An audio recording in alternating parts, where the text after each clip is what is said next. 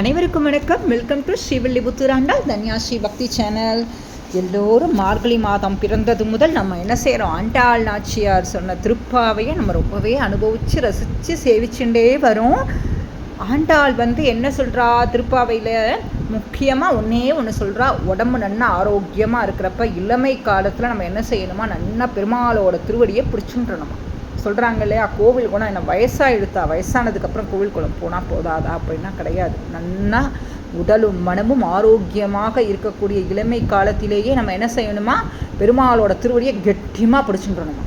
அப்போ தான் நம்மளுக்கு பின்னாடி வயதான பின்பு நம்ம என்ன செய்கிறோம் எப்படி இருக்கோம் அப்படின்லாம் நம்மளுக்கு தெரியாது. வயது முதிர்ந்த காலத்தில் இந்த சரீரம் என்ன செய்யும், கொஞ்சம் இந்த சரீரத்துக்கே உண்டான உபாதைகள்லாம் ஏற்படும் பொழுது பெருமாள் அப்படிலாம் ஏற்பட விடாமல் நம்மளை நல்லபடியாக காப்பாற்றுவாரோம். அதுக்கு தான் நம்ம நல்லா இளமை காலத்திலே நம்ம என்ன செய்யணுமா, பக்தி பண்ணணுமா. தாயார் நம்மளுக்கு பக்தி வழியைத்தான் காட்டியிருக்கா. நம்ம அம்மா எப்பயுமே நம்மளுக்கு ரொம்ப சிம்பிளாக தான் சொல்லித்தரான். பெருசாக நீ என்ன பண்ண, யாகம் பண்ணு, ஹோமம் பண்ணு, அப்போ தான் பெருமாள் உனக்கு கிருபை பண்ணுவார் அப்படிலாம் ஆண்டாள் நாச்சியார் சொல்லவே இல்லை. கோவிந்தா ராமா அப்படின்னு எப்போ பார்த்தாலும் நாமா சொல்லிகிட்டே இருங்கோப்பா, உங்களுக்கு வேணுங்கிறதெல்லாம் என்ன செய்யும் பெருமாள் தருவார் அப்படின்னு தான் தாயார் சொல்கிறா.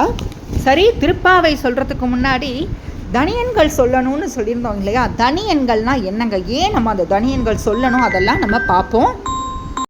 முதலில் இந்த தனியன்கள்லாம் என்னது, திருப்பாவை சொல்லும் போதே தாயார் இதெல்லாம் சொல்லியிருந்தாங்கன்னா இல்லை, தாயார் நம்மளுக்கு கொடுத்தது திருப்பாவை. தனியன்கள்ங்கிறது தாயாருக்கு நம்ம நன்றி சொல்லும் விதமாக நம்மளுக்கு ஒரு பெரிய உபகாரம் பண்ணியிருக்கா. பெரிய உபகாரம்னு அதை ஒரு வார்த்தையில் இது ஒரு உதவி அப்படின்னு கூட நம்மளால் சொல்லிட முடியாது. தாயார் நம்மளுக்கு என்ன செஞ்சுருக்கா, நம்மளை மொத்தமாகவே காப்பாற்றிருக்கா.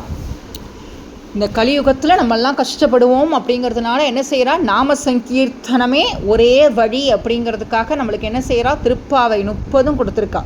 என்னால் முழுமையாக உட்காந்து முழு மனதோட ராமாயணம் என்னால் படிக்க முடியல, பாரதம் படிக்க முடியல, கீதா ஃபுல்லாமே என்னால் படிக்க முடியல, எதுவுமே படிக்க முடியல, எனக்கு ஸ்லோகங்கள் சொல்ல முடியல, எதுவுமே வேண்டாம். திருப்பாவை 30லையும் அத்தனையும் கொட்டி கிடக்கு. திருப்பாவையில் இல்லாதது எதுவுமே இல்லை. அதனால தான் எல்லாரும் சொல்கிறா, வேதம் அனைத்திற்கும் வித்தா கோதை தமிழ் அப்படிங்கிறாங்க. கோதை தமிழ் வேதம் எல்லாத்துக்கும் வித்தான். எல்லாமே இருக்கே திருப்பாவையில். சாதாரணமாக மேலோட்டமாக படித்தோம்னா ஒரு அர்த்தம் விளங்கும். இல்லாத ஒவ்வொரு வரிக்குமே கோடிக்கணக்கான அர்த்தங்கள் இருக்குது. அதில் கோடிக்கணக்கான வரலாறு, பகவானை பற்றின வரலாறெல்லாம் மறைஞ்சிருக்கு. அதெல்லாம் நம்மளுக்கு தெரிஞ்சிக்கிறதுக்கு இந்த ஒரு ஜென்மாலாம் பத்தாது. திருப்பாவே அவ்வளோ வசத்தியானது. தனியன்கள் அப்படின்னா பிற்காலத்தில் ஆச்சாரிய பெருமக்களால் சாதிக்கப்பட்டவை தான் இந்த தனியன்கள். ஆண்டாளோட திருப்பாவைக்கு 3 தனியன்கள் உண்டு. முதலாவது தனியன் ஸ்ரீ பராசரப்பட்டர் சாதித்தது. ஸ்க்ரீனில் தெரிஞ்சுட்டுருக்கு இல்லையா, நீலா துங்கஸ்தனகிரி தடிசுப்த முத்போத்திய கிருஷ்ணம் பாரார்த்தியம் ஸ்மம் ஸ்ருதி சதசிர சித்த மத்யாபயந்தி சோச்சிஷ்டாயாம் ஸ்ரஜி நிகலிதம் யா பலாத்கிருத்ய புங்க்தே கோதாதஸ்யை நம இதமிதம் பூய ஏவாஸ்து பூயக. இதில் பட்டர் என்ன சாதிக்கிறார்னா, நீலா துங்கஸ்தனகிரி நீலாதேவியின் அம்சமான, நீலாதேவினா யார் அப்படின்னா யசோதையோட உடன் பிறந்தவரான கும்பனின் மகளாக அவதரித்தவள். அதாவது மாமன் மகள், கண்ணனோட மாமா பொண்ணு நீலாதேவி, கண்ணனின் மனைவி. கண்ணா அவளோட ஆத்ம குணங்கள், அவளோட அழகுல ஈடுபட்டு பெருமாள் என்ன செய்கிறாராம், தன்னோட அவதார காரியத்தையே மறந்திருக்கிறாராம்.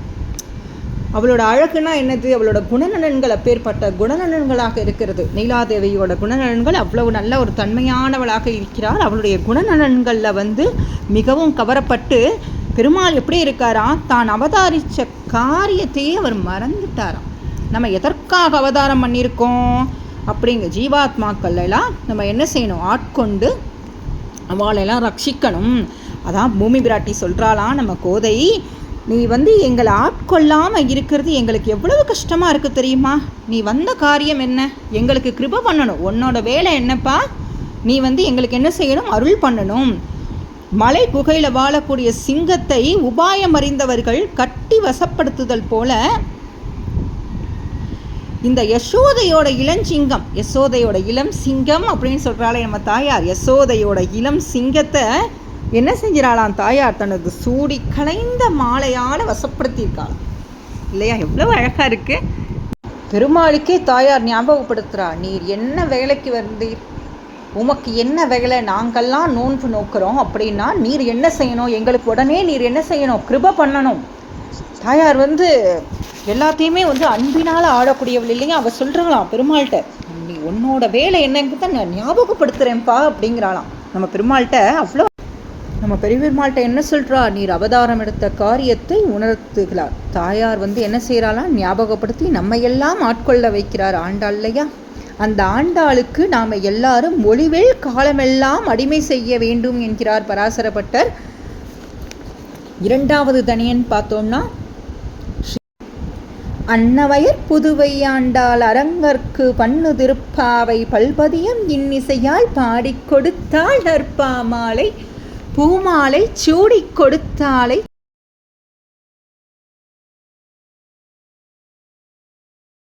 சொல்லு. அன்னவயற் புதுவை ஆண்டாள், அதாவது வயல்கள் முழுக்க அன்னங்கள் நிறைஞ்சிருக்கான் ஸ்ரீவில்லிபுத்தூரில். அவ்வளவு செழுமையான பூமியாக, வளமையான பூமியாக, வயல்களில் அன்னங்கள் அங்கங்கே விளையாடணும்னா அங்கே எப்படி நீர் வளம்லாம் எப்படி இருக்கும், அப்பேற்பட்ட மிகவும் செழிப்பான பூமியில் பிறந்த ஆண்டாள் நாச்சியார். அன்னவயற் புதுவை ஆண்டாள் அரங்கற்கு பண்ணு திருப்பாவை பல்பதியம். ஸ்ரீவில்லிபுத்தூரில் உட்காந்துட்டு வடபத்திர சாயமே 108 திவ்ய தேச பெருமாளாகவும் கொண்டாடினாலாம் தாயார். எல்லா பெருமாளும் வடபத்திர சாயி தான் அப்படின்னு அவன் என்ன செய்கிறாளாம் நினச்சிண்டு, உண்மையிலே அவர் தானே பெரிய பெருமாளாச்சு. பெரிய பெருமாளுக்கெல்லாம் பெரிய பெருமாள் நம்ம வடபத்திர சாயி தான், பெரிய பெருமாள் தான். அவரைத்தான் தாயார் என்ன செஞ்சா, கொண்டாடி கொண்டாடி கொண்டாடி திருப்பாவை பாடினான். 30 திருப்பாவை அவருக்கு தான். அவர் நினச்சி அவரை ஸ்ரீரங்கத்து ரங்கநாதர் அரங்கற்கு அப்படின்னு சொன்னாலுமே அவர் ஸ்ரீரங்கத்து ரங்கநாதரையும் அவர் என்ன செய்கிறா, வடபத்திர சாயிக்குள்ளே தான் அவர் என்ன செய்கிறா பார்க்குறா. பாடி கொடுத்தால் நற்பாமாலை பூமாலை சூடி கொடுத்தாலை சொல்லு. பாடி கொடுத்தால் நற்பாமாலை, ஆமாம் பாமாலை திருப்பாவை 30 என்ன செஞ்சிருக்கா, பெருமாளுக்காக பாடி கொடுத்துருக்கா. பூமாலை சூடி கொடுத்த சுடர்கொடிங்கிறது நம்மளுக்கு எல்லாருக்குமே தெரியும் இல்லையா? பூமாலை சூடி கொடுத்தவளாயிற்றை சூடி கொடுத்தாலை சொல்லு அப்படின்னு இந்த இரண்டாவது தனியன் சொல்கிறது. மூன்றாவது தனியன் சூடி கொடுத்த சுடர்கொடியே தொல்பாவை பாடி அருளவல்ல பல்வளையாய் நாடினீ வேங்கடவர்க்கு என்ன விதி என்ற இம்மாற்றம் நாங்கடவா வண்ணமே நல்கு. சூடி கொடுத்த சுடர்கொடியே, பொதுவாக ஒரு பெருமாளுக்கு சாத்திர மாலை இன்னொரு பெருமாளுக்குமே சாத்த மாட்டாங்க. ஆனால் ஆண்டாள் சூடி கழிந்த மாலையை 108 திவ்யதேச பெருமாளும் வரிசையில் நின்று காத்திருந்து வாங்கிப்பாளாம். அப்பேற்பட்டவள் தாயாரோட பெருமை அப்பேற்பட்டது. பெருமாள் தாயார் ஒளி வீசக்கூடிய பொற்கொடி போன்றவளாம். ஞான ஒளி வீசக்கூடிய பொற்கொடியான் தாயார். சுடர் என்றால் புகழ் தானே. சூடி கொடுத்து சுடர்கொடியே, புகழ்மிக்க ஆண்டாளே, தன்னோட சூடி கொடுத்த பூமாலையினால் ஆண்டவள் புகழ் படைத்தவள்ங்கிற பேரை உண்டாம் ஆண்டாளுக்கு. தொல்பாவைங்கிறது தொன்று தொட்டு அனுசரிக்கப்பட்டு வரக்கூடிய ஒரு பழமையான ஒரு பாவை நோன்பு, திருப்பாவை என்பதைத்தான் இங்கே என்னதுன்னா தொல்பாவைன்னு சொல்கிறாங்க. வேதங்களை போலவே திருப்பாவை அனாதி காலமாகவா இருந்து வருதான். வேதங்கள் மறைந்தபோது அவற்றை பகவான் தனது திருவுள்ளத்தில் வைத்திருந்து வெளியிட்டாரா. அதே போல திருவாய்மொழியும் மறைந்தபொழுது ஆழ்வார் திருப்பவளத்திலிருந்து வெளியானது. வேதங்களைப் போலே திருப்பாவையும் நித்தியமானதாம். சப்தங்கள் எல்லாம் உச்சரிக்கப்பட்டு மறைந்து முன்போலவே தோன்றும். அதுபோலவே திருப்பாவையாகிற இந்த வேதாந்த நூலும் சப்தமாகையாலே மறைந்து ஆண்டாள் திருவாக்கின் மூலம் வெளிப்பட்டதாம். இத்தகைய திருப்பாவையை பாடி உலக மக்கள் எல்லாரும் முய்யும்படி பரமகாருண்யம் செய்ததால அருளவல்ல அப்படின்னு சொல்றாங்க. அம்மா கோதை, உனக்குத்தான் எத்தனை கருணை. இந்த பூலோகத்தில் மக்கள் எல்லாரும் கஷ்டப்படுவாளேன்னு அவளுக்காக நீ எவ்வளவு கருணை காட்டுற. உனக்குத்தான் பூவுலக மக்கள் மேல் எத்தனை கருணையம்மா. மானிடருக்கு அடிமைப்படாமல் இந்த ஆத்மாவானது அந்த வேங்கடவனுக்கே உரித்தானதுன்னு நீ ஆராய்ந்து உரைத்ததை நாங்கள்லாம் தாண்டி செல்லாமல், அதாவது மீறி நடக்காம தப்பாமல் பின்பற்றும்படி எங்களுக்கு அருள் புரிய வேண்டும். என்ன விதியென்ற இம்மாற்றம் நாங்கடவா வண்ணமே நல்கு. இந்த மாயையிலெல்லாம் நாங்கள் சிக்கி தவிச்சு இப்படிலாம் இருக்கும்போது நாங்கள் அந்த வேங்கடவனுடைய திருவடியை நாங்கள் கெட்டியமாக பிடிச்சிக்கிறதுக்கு நீ என்ன செய்யணும், எங்களுக்கு கிருபை பண்ணணும். நம்ம தாயார்ட்ட நம்ம என்ன செய்யணும், வேண்டும் விதமாக அமைந்த இந்த தனியன் குருநாதர் ஸ்ரீதேவி விஜயபாஸ்கர் அக்கா அவங்க அடிக்கடி உபன்யாசத்தில் நிறைய கருத்துக்கள் சொல்லியிருக்காங்க. குருவின் குருவான பால வால்மீகி மதிப்பிற்குரிய திரு அத்தாண்டி சுவாமி நிறைய சாதிச்சாங்க.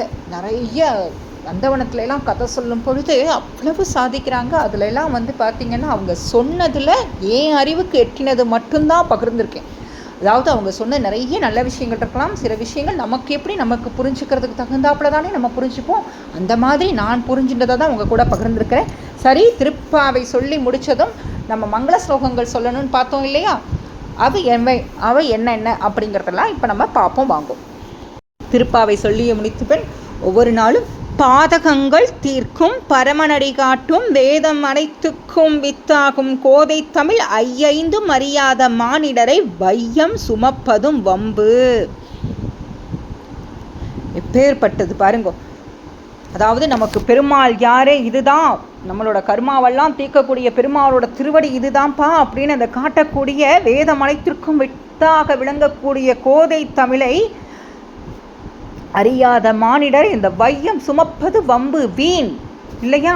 தாயாருக்கு நன்றி சொல்லும் விதமாக நம்ம சொல்கிறோம், அம்மா தாயே எங்களுக்கு எப்பேற்பட்ட பொக்கிஷத்தை கொடுத்துருக்க, இதை நாங்கள் சொல்லாட்டி நாங்கள் இந்த பூலோகத்தில் மனுஷால சுமக்கிறது இந்த வையம் என்னது வம்பு வீண் அப்படின்னு சொல்லும் விதமாக சொல்கிறோம். அடுத்ததாக இரண்டாவதாக சொல்ல வேண்டியது, கோதை பிறந்த ஊர் கோவிந்தன் வாழுமூர் சோதிமணி மாடம் தோன்றுமூர் நீதியால் நல்ல பக்தர் வாழுமூர் நான்மறைகள் ஓதுமூர் வில்லிபுத்தூர் வேதக்கோனூர். கோதை பிறந்த கோவிந்தன் வாழக்கூடிய ஊர் அப்படின்னு ஸ்ரீவில்லிபுத்தூரோட பெருமைகளை நம்ம ஆண்டாள் நாச்சியார் அவதாரம் பண்ணின ஊர் இல்லையா, அந்த ஆண்டாள் நாச்சியாரோட அவதார பெருமைகள் நிறைந்த இந்த ஊரோட பெருமைகளை நம்ம சொல்கிறோம். அடுத்ததாக திருவாடி பூரத்து செகத்துதித்தாள் வாழியே திருப்பாவை 30 செப்பினாள் வாழியே பெரியாழ்வார் பெற்றெடுத்த பெண் பிள்ளை வாழியே பெரும்பதூர் மாமுனிக்கு பின்னாளாள் வாழியே 143 உரைத்தார் வாழியே உயரரங்கற்கே கண்ணி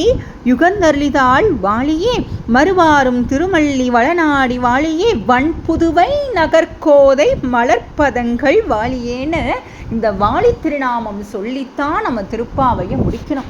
முதலாவதாக திருப்பாவையோட பெருமை எப்பேற்பட்டது இந்த திருப்பாவைங்கிறதையும், இரண்டாவதாக இந்த திருப்பாவை நமக்கெல்லாம் உபதேசித்தாலே நம்ம ஆண்டாள் நாச்சியார் அவள் அவதரித்த ஊரினது பெருமைகளையும் சொல்லி முடித்த பின்பு இந்த வாழி திருநாமத்தையும் சொல்லி முடித்துத்தான் நாம் திருப்பாவையை முடிக்க வேண்டும். நம்ம தாயார் எப்படிலாம் வாழ்ந்தால் நம்ம பெருமாளோட திருவடியை கெட்டியமாக பிடிச்சிக்கலாம் அப்படின்னு சொல்லி கொடுத்துட்டா. அழகாக நம்மளுக்கு என்ன செஞ்சுட்டா, ரொம்ப அழகாக சிம்பிள் பண்ணி இந்தாங்கோ அப்படின்னு நம்ம கையில் கொடுத்துட்டா. நம்ம அதை ஃபாலோ பண்ணணும். நம்ம அது மட்டும்தான் நம்ம வேலை. நம்ம ஒன்றும் உட்காந்து ஆராய்ச்சி பண்ணி புதுசாலாம் நம்ம எதையும்லாம் புதுசாக நம்ம போய் கண்டுபிடிச்சிட வேண்டாம். பெருமாளை எப்படி அடையலாம்ங்கிறத தாயார் நம்மளுக்கு ரொம்ப அழகாக சொல்லிட்டா. பக்தி ஒன்றுக்கு மட்டும்தான் பெரிய பெருமாள் வடவத்திரசாயி அவர் கட்டுப்படுவார். பெருமாள் கட்டுப்படுறது பக்திக்கு மட்டும்தான் நம்ம தாயார் சொல்லியிருக்கா. அதனால் நம்ம தாயார் நமக்கு எல்லாமே நம்ம அம்மா தானே, நம்ம அம்மா சொல்லபடியே நம்ம பின்பற்றிருக்கலாம். தினமும் திருப்பாவை சொல்லும் பொழுது தயவு செய்து முதலில் ஆரம்பிக்கும் பொழுது சொல்ல வேண்டிய தனியன்களையும் பின்னால் சொல்ல வேண்டிய வாழி திருநாமம் வரைக்கும் கொஞ்சம் சொல்லி முடிச்சிடுங்கோ. ஆண்டாள்னு நினச்சிருந்தாலே போதும், ஆண்டாள் கிருபை பண்ணவ. எனக்கு இந்த திருப்பாவையை ஒவ்வொரு நாளும் தினமும் சொல்கிறதுக்கெல்லாம் எனக்கு நேரம் இல்லையேங்கிறவங்க குறைந்தது ஒரு 5 திருப்பாவை சொல்லலாம். அந்த 5 திருப்பாவை என்னென்னங்கிறது நம்ம பின்னாடி பார்க்கலாம். இன்றைய தினமான ஆழிமலை கண்ணா பாசுரத்தை நம்ம அனுபவித்து பார்க்கலாம் வாங்கும். ஆழிமலை கண்ணா ஒன்றனே கைகரவேல், ஆழிமலை கண்ணா ஒன்றனே கைகரவேல். மலை ஆழிமலைன்னு சொல்கிறா முதல் வரியில். மழைனா மேகங்கள் பொழிகிற மழை அது மட்டும்னா கிடையாது. மழைனா கருணை மழை பொழியணும், அன்பு மழை, பாசம், உண்மையில் நாங்கள் கொண்ட பக்திக்கு நீ என்ன செய்யணும், இறங்கி பொழியணும். ஆழமான ஆழிமலைன்னு ரொம்ப குறிப்பிட்டு சொல்கிறாளே, ஆழமான கடலில் இருந்து அந்த நீர் ஆவியாகும் இல்லையா, ஆழமான கடலில் இருக்கிற நீர் ஆவியாக்கி மேகங்கள் சென்று அந்த மேகங்கள் பொழியக்கூடிய மழை போல நீ என்ன செய்யணும், எங்களுக்கு உன்னோட கருணை மழையை பொழியணும். ஆழியுள் புக்கு முகர்ந்து கொடார் தேரி, கடலின் ஆழ்பகுதியில் சென்று நுகர்ந்து கொடு அப்படிங்கிறதாக பொருள் கொள்ளலாம். ஊழி முதல்வன் உருவம் போல் மெய்கருத்து, அதாவது மழையை வேண்டால் நாங்கள் நீராடுறதுக்கு எங்களுக்கு என்ன வேணும், மழை பொழியணும்.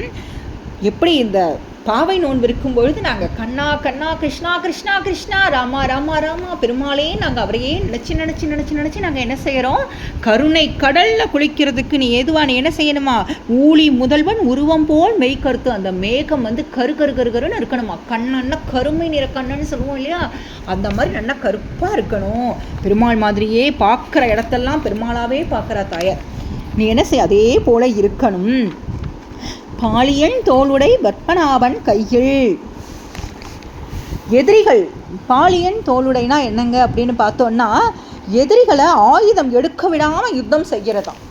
அதாவது யுத்தம் செய்கிறதுல நிறைய கலைகள் இருக்குது. ஆனால் எதிரிகள் எதிர்க்க இருக்கிற எதிரி அடுத்த ஆயுதம், இவன் இந்த ஆயுதம் யூஸ் பண்ணுறானே, நம்ம அடுத்த இதுக்கு எதிராக நம்ம என்ன ஆயுதம் போடலாம் அப்படின்னு யோசிக்க கூட விடாதபடி திணறும்படியாக யுத்தம் செய்வதாம். அப்படி தோல் பத்மநாபன் அப்படின்னா பெருமாளோட அந்த தோல் வலிமையை சொல்கிறா தாயார். தாயார் இதில் மறைமுகமாக ராமாவதாரத்தில் இருக்கிற ராமபிரானை சொல்கிறா இல்லையா. அப்படி லங்கேஸ்வரனுக்கும் நம்ம ராமசுவாமிக்கும் இடையில போர் நடந்ததே, அடுத்து என்ன பானம் எடுக்கிறது, பின்னாடி அவ்வளோ பெரிய படையை வச்சுட்டும் ராமணேஸ்வரர் திணறாரே, அதுபோலத்தான் என்ன செய்யணும், எதிரிகளை ஆயுதம் எடுக்க விடாமல் யுத்தம் செய்வது. பாலியன் தோளுடை பத்மநாபன் கையில், ஆளி போல் மின்னி வலம்புரி போல் நின்றதிருந்து. பத்மநாபன்னா என்னப்பா சொல்கிறா தாயார் இதில், பிரம்மாவையே படைத்தவனே, ஆளி போல் மின்னி வலம்புரி போல் நின்றதிருந்து. உன்னோட வலம்புரி அந்த சங்கு இருக்கு இல்லையா, வலம்புரி சங்கம் ஆளி போல் மின்னி வலம்புரி போல் நின்றதிருந்து. ஆளி போல் மின்னின்னா அவரோட பெருமாளோட சக்கர ஆயுதத்தை சொல்கிறா தாயார், அது எப்படி மின்னுமோ அதுபோல மின்னனும் வலம்புரி போல் நின்றதிருந்து. அந்த மின்னலானது மடையின் பொழுது அந்த மின்னலானது பெருமாளோட சக்கராயுதம் போல மின்னனும் வலம்புரி போல் நின்றதிருந்து. அப்படி பகவான் பாரத போரில் அப்படி எடுத்துண்டு கையில் வலம்புரி சங்கை எடுத்துண்டு முழங்க ஆரம்பிச்சிடும். எதிரிகள் படைக்கெல்லாம் அப்படி ஒரு நடுக்கம் வந்ததே, அந்த சங்கு நாதத்தை கேட்டே எதிரிகளுக்கெல்லாம் ஒரு பயம் வந்ததாம், மனதில் ஒரு நடுக்கம் வந்ததாம். அதன் போல நீ என்ன செய்யுமா, இடி இடிக்கணுமா. பழம்புரி போல் நின்றதிருந்து. வாழ உலகினில் பெய்திடாய் நாங்களும் மார்கழி நீராட மகிழ்ந்தேலோ ரம்பாவாய்னு சொல்கிறா தாயார். இந்த உலகம் வாழும்படியாக அப்படி மழை பொழியணுமா. அதாவது மழை பொழிஞ்சா எப்படி பொழியணும்னா எல்லாருக்கும் பயன்படுற மாதிரி இருக்கணுமா, நல்லவா கெட்டவா யாருக்கும் நீ என்ன செய்யக்கூடாது, உன் கருணை சமமாக இருக்கணுங்கிறாளாம் தாயார். இவாள்லாம் நல்லவா இவாள்லாம் கெட்டவா அப்படிலாம் பார்த்து கொடுக்கறது உனக்கு அழகு இல்லையே. கெட்டவான்னா அவள் ஒன்றும் கெட்டவா கிடையாது, அவளுக்கே மனசில் அந்த மாதிரிலாம் எண்ணங்கள் போகிறது, அந்த மாதிரிலாம் எண்ணங்கள் இல்லாமல் அவளையும் நல்வழிக்கு கொண்டு செல்ல வேண்டியது பெருமாளோட கடமை அப்படின்னு தாயார் சொல்கிறா. வாழ உலகில் பெய்திராய் நாங்களும் மார்கழி நீராட மகிழ்ந்தேலோர் எம்பாவாய். அதாவது மழை பெஞ்சுங்க இருக்கக்கூடாது, மழை பெய்யாமே இருக்கக்கூடாது. மழை பெய்யாமல் இருந்தாலும் வறட்சி ஆகிடும், பெஞ்சாலும் சரி ரொம்ப அளவுக்கு அதிகமாக பெய்தாலும் என்ன செஞ்சிடும், பயிர்களெல்லாம் நாசம் பண்ணிடும். அந்த மாதிரிலாம் இல்லாமல் நல்ல ஒரு மழையாக நீ என்ன செய்யணும், பொழியணும் அப்படின்னு சொல்கிறா. அதே நேரத்தில் தாயார் அடிக்கடி எல்லா அவதாரங்களையுமே திருப்பாவையில் சொல்லியிருப்பா. அதுலேயும் முக்கியமாக மனதிற்கிணையான பற்றி சொல்கிறப்ப ரொம்பவே அழகாக சொல்லியிருப்பா. நம்ம அடுத்தடுத்த வைபவங்களை நம்ம கண்டிப்பாக சேவிக்கலாம். அடுத்ததாக இன்றைய திருப்பாவை ஆழிமலை கண்ணா பாசுரக்கோலம்.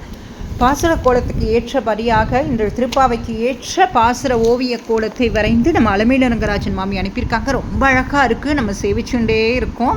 அவ்வளோ அழகாக தாயார் எப்படி சொன்னால் ஆளி போல் மின்னி வலம்புரி போல் நின்றதிருந்துன்னு சொன்னாலே அதற்கு ஏற்றா போல் அவ்வளோ அழகாக பாசுர கோலம் வரைஞ்சி அனுப்பியிருக்காங்க. மிக்க நன்றி அலமேலு ரங்கராஜன் மாமி. அடுத்ததாக மாட்லி கோலங்கள் பகுதியில் நம்ம சித்ரா வெங்கட் அவங்க கும்பகோணத்துலேருந்து அனுப்பிய அழகான ரங்கோலி தான் பார்த்துட்டுருக்கோம். ரொம்பவே அழகாக இருக்குது, கலர்ஃபுல்லாக இருக்குது. நடுவில் மணக்கோலம் போட்டு அதை சுற்றி ரங்கோலி போட்டது அவ்வளவு அழகாக இருக்குது. நன்றி சித்ரா வெங்கட் மாமி. அடுத்ததாக வண்ணக்கோலங்களோடு சேர்த்து கொஞ்சம் அழகாக தீபக்கோலம் ப்ளைனாக போட்டால் கூட கோலம் அழகு தானேங்க. வண்ணங்கள் போட்டால் மட்டும்தான் கோலம் அழகா அப்படிலாம் இல்லையே. அழகாக தீபக்கோலமும் போட்டு அனுப்பியிருக்காங்க, ரொம்பவே அழகாக இருக்குது. அடுத்ததாக மார்கழி கோலங்கள் சிறப்பு கோலங்கள் பகுதியில் நம்ம ஆர்ஆர் நகர்லேருந்து ஈஸ்வரி செல்வம் அவங்க அனுப்பின கோலத்தை தான் இப்போ நம்ம பார்த்துட்ருக்கோம். ரொம்பவே அழகாக இருக்குது, ரொம்ப கலர்ஃபுல்லான ரங்கோலினே சொல்லலாம். வாழ்க்கை இப்படித்தாங்க, எல்லா வண்ணங்களும் நிறைஞ்சது தான் வாழ்க்கை. ஒரே கலரில் இருந்தாலும் கோலம் நல்லா இருக்காது இல்லையா? அதே மாதிரி வெவ்வேறு கலரில் இருந்தாலும், அதாவது நம்ம வாழ்க்கையோட தாத்பரியத்தை ரொம்ப அழகாக அந்த கோலத்தில் சொல்லியிருக்காங்க. இன்பம் துன்பம் எல்லாம் கலந்தது தான வாழ்க்கை அப்படிங்கிறத சொல்லும் விதமாக இருக்கிறது. ரொம்பவே அழகாக இருக்குது. நன்றி ஈஸ்வரி செல்வம். அடுத்ததாக இன்று திருப்பாவை பாசுர பாடலை கலைவளர்மணி உமா சந்திரசேகர் அக்காவோட குரலில் நம்ம கேட்கலாம் வாங்க. இது வரைக்கும் நம்ம சேனலை சப்ஸ்கிரைப் பண்ணாதவங்க சப்ஸ்கிரைப் பண்ணிக்கோங்க. பக்கத்தில் இருக்கிற பெல் ஐக்கான் கிளிக் பண்ணிக்கோங்க. அப்போ தான் நம்ம போகிற எல்லா வீடியோஸும் உடனுக்குடனே உங்களுக்கு விசிபிள் ஆகும். நாளைய தினம் பச்சைப்பருத்தல் வைபவம் நடக்க இருக்கிறது. பச்சைப்பருத்தல்னா என்ன அப்படின்னு தெரிஞ்சவங்களுக்கு தெரியும், தெரியாதவங்களுக்காகவும் நாளைக்கு நம்ம வீடியோஸில் பச்சைப்பருத்தல் வீடியோஸோடு நம்ம உங்களை சந்திக்கிறோம். இப்பொழுது திருப்பாவை பாசுரம் கேட்கலாம் வாங்கோ. குருநாதர் திருவடிகளை சரணம், ஸ்ரீ பெரிய பெருமாள் திருவடிகளை சரணம், ஆண்டாள் திருவடிகளை சரணம். திருப்பாவை பாசுர பாடல் இதோ.